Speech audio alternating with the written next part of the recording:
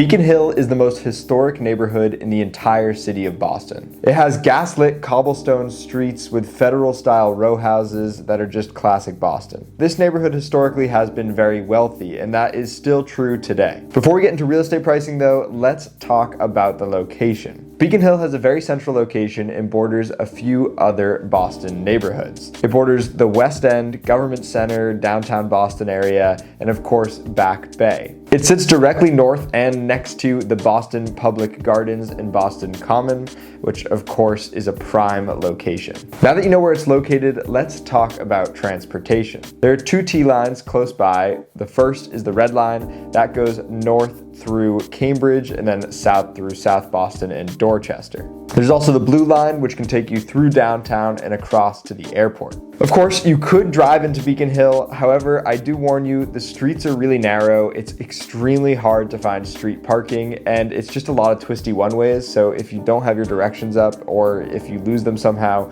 then it's easy to get kind of turned around. If you do decide to go visit Beacon Hill and need a place to park, the Boston Common Garage, or really any other garage in the area, are a good substitute. So what's there to do in this neighborhood? Well, there's a couple options. You could go shopping down on Charles Street. It's kind of the main artery of this part of the city. You could also just go walk around. I know that might sound boring, but this part of the city has some really interesting architecture, and of course the cobblestone streets are just really fun to see. In fact, the most photographed street in the entire US is located right in the center of Beacon Hill. It's called Acorn Street. You've definitely probably seen it before in photos, so if you want to go check that out too, you can. If you're into history, you can also check out the Freedom Trail, which runs through a good chunk of Beacon Hill. All right, so let's talk food, because obviously that is one of the most important things. So as I mentioned before, Charles Street is the main street in this neighborhood. There's obviously shopping, like I said, but there's also a ton of restaurants. Toscano is a good one. Cured is a new charcuterie board restaurant that I checked out. It's definitely worth going to. Or if you're feeling fancy, you can check out 72 Chestnut.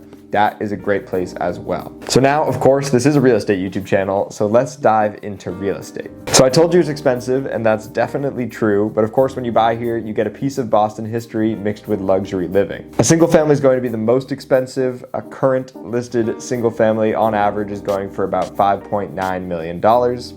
A condo is slightly cheaper at about $2.3 million. I know that's definitely expensive, but like I said, you are owning a part of Boston history, and also it's really unlikely that these buildings are going to lose a whole lot of value, if not continue to gain value. So rents, as you could imagine, are also a bit expensive. Let's run through them. A one bedroom will cost you almost $2,500. A two bedroom, nearly $3,200. A three bedroom, $6,000. And a four bedroom, $16,000. I know those are big jumps. It's not typically what you see with neighborhoods. However, there isn't a lot of three bedroom and four bedroom apartments, and the ones that are sort of very, very luxury, and that's why you see such a huge price jump. So due to the pricing, it is a neighborhood full of mostly older folk, some retired, some still working, and there is a few older families as well. It's not a lot of young working professionals, but I have rented a few apartments to some younger people in this area. It's not a bad place to be. The location is great, but if you live here, you will be surrounded by probably a lot older demographic. So that's Beacon Hill. Let me know down in the comments what neighborhood you want to see next. And of course, if you need any real estate help in Beacon Hill or any part of the city, you can always shoot me an email. I'll leave it down in the description below. If you haven't already, like this video and subscribe to the channel. That would be greatly appreciated. And as always, thank you so much for watching, and I will catch you in the next video.